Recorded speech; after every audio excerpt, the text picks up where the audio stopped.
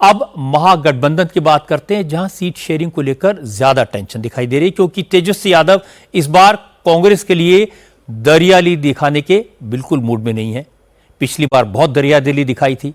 पिछले assembly election में RJD ने 144 सीटों पर चुनाव लड़ा था, 75 सीटें जीती थी। कांग्रेस 70 पर लड़ी, लेकिन सिर्फ 19 सीटें जीत पाई थी। लेफ्ट पार्टीज ने 25 सीटों पर चुनाव लड़ा और 16 सीटें पिछले चुनाव में जीती थी। कुल मिलाकर कांग्रेस का परफॉर्मेंस सबसे कमजोर था। इसलिए तेजस्वी कांग्रेस को ज्यादा सीटें नहीं देना चाहते। इस बार मुकेश सहनी की वीआईपी भी महागठबंधन के साथ है। मुकेश सहनी पिछले 2 साल से तेजस्वी के साथ मेहनत कर रहे हैं। वो अपनी पार्टी के लिए ज्यादा सीटें चाहते हैं।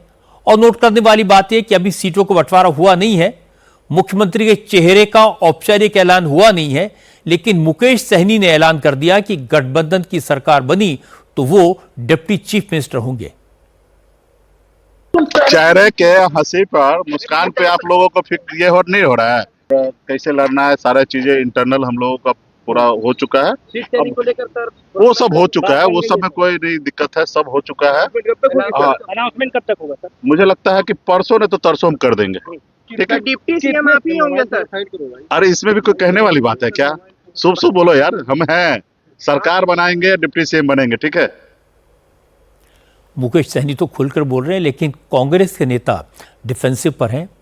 बिहार कांग्रेस के अध्यक्ष राजेश राम ने कहा, अलायंस में सहयोगी दलों की संख्या ज्यादा है, इसलिए हर पार्टी को कुछ त्याग करना होगा। अब कौन कितना त्याग करेगा, इस पर अभी और बात की जाएगी। 55, 70 या 76 सीट पे बात बनी है सर। देखिए, ये पार्टिकुलर 243 पर हम लोग का डिस्कशन चल रहा है। 6 दल के हिस्सेदारी, 6 दल के सीट पर सारे विषय पर बात चल रहा है। तो ऐसा नहीं है कि कोई विंडो बंद रखा है, भाई दरवाजा बंद है, ये नहीं हो सकता। तो हम लोग एक एक सीट पर लग करके और सभी सीट पर हम लोग अलग अलग तरीके से देख रहे हैं। एक लाइन में आप ये समझ सकते हैं कि हम इंडिया गठबंधन के पार्ट एक एक कदम पर एक एक विचार को, एक एक लोगों के अधिकार है, उसके अधिकारों के सम्मानों के साथ हम आगे बढ़े। महागठबंधन में सीटों को लेकर क्या चल रहा है, कौन कितनी सीटें मांग रहा है, फॉर्मूला क्या है, इस पर ज्यादा जानकारी के लिए चलते हैं हमारी संवाददाता विजय लक्ष्मी के पास। विजय, चर्चा तो यह है कि कांग्रेस की वजह से महागठबंधन में सीट शेयरिंग का मामला अटका हुआ है। आपके पास क्या इंफॉर्मेशन है? जी बिल्कुल, देखिए ये तो सच है कि कांग्रेस की वजह से या जो अभी, क्योंकि पार्टनर्स भी बढ़ गए हैं। पिछली बार राजद, कांग्रेस और लेफ्ट पार्टीज थे, लेकिन इस बार 6 पॉलिटिकल पार्टीज महागठबंधन का हिस्सा हैं और कांग्रेस की वजह से स्ट्राइक रेट जो है वो बेहद खराब रहा। पिछली बार अगर महागठबंधन देखें 27.1% के करीब कांग्रेस का स्ट्राइक रेट था, जबकि बाकियों का बहुत अच्छा था।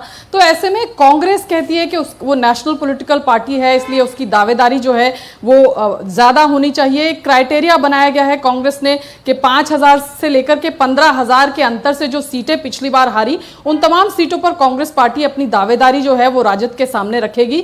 लेकिन जो सूत्र बता रहे हैं कि राजद 48 से 50 के ऊपर जाना नहीं चाहती है, लेकिन मोटा मोटी 55 से 57 या 58 के करीब सीटें जो है वो कांग्रेस पार्टी को मिल सकती है, जिसमें 55 खुद कांग्रेस की होंगी और 2 पार्टी कांग्रेस को अपने कोटे से IB गुप्ता जो अभी अभी आए हैं, महागठबंधन का हिस्सा बने हैं, उनको देनी होगी। तो कुल मिलाकर के हालांकि कांग्रेस दावेदारी 70 से 78 सीटों की जरूर कर रही है। उनको लगता है जो सीटें कम मार्जिन से पिछली बार उनके उम्मीदवार हारे वो उनको मिलनी चाहिए, लेकिन तेजस्वी यादव इस बार ये नहीं करने जा रहे हैं। 55 से 57-58 के बीच कुछ आंकड़ा कांग्रेस को मिलेगा। इसके अलावा काफी सारी ऐसी सीटें हैं, लगभग 8 से 10 ऐसी सीटें हैं जहां पर पिछली बार कांग्रेस के उम्मीदवार लड़े, लेकिन इस बार राजद को लगता है कि वहां से राजद अपने उम्मीदवार उतारेगी तो ज्यादा अच्छा रहेगा। जैसे सुरसंड की एक सीट है, वहां से कांग्रेस के उम्मीदवार पिछली बार लड़े थे, सीतामढ़ी की सीट है।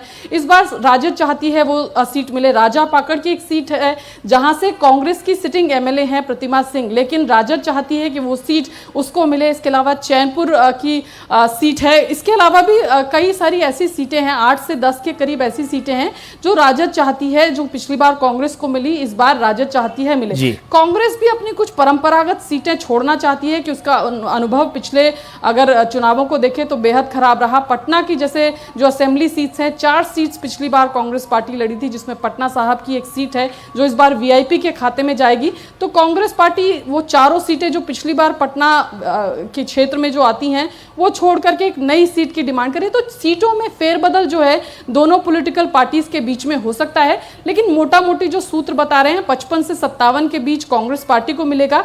125 के करीब सीटों पर राजद खुद चुनाव लड़ेगी। 20 के करीब सीटें जो हैं वो वीआईपी को मिलेंगी। राष्ट्रीय लोक जनशक्ति पार्टी से पशुपतिनाथ पारस जो आए हैं उनकी पार्टी को 3 सीटें मिलेंगी। जेएमएम को 2 सीट जो हैं वो दी जा सकती है। वही वाम दल जो पिछली बार 29 सीटों पर चुनाव लड़े थे उनका आंकड़ा इस बार बढ़कर के 35 सीट जो है उनको मिलने जा रही है। सबसे अच्छा अगर आप स्ट्राइक रेट देखें तो पिछली बार सीपीआई एमएल का था, लगभग 63% का स्ट्राइक रेट उनका था। तो इस हिसाब से वाम दलों का कहना है कि उनकी जो भागीदारी है कम से कम सीट शेयरिंग में वो बढ़नी चाहिए। तो 29 से 35 के करीब सीट, 29 से बढ़कर के इस बार 35 के करीब सीटें जो हैं वो वाम दलों को दी जाएंगी। जी विजय, आपने बिल्कुल इशारा दे दिया कि जो महागठबंधन है इसमें सीटों का बंटवारा कैसे होगा।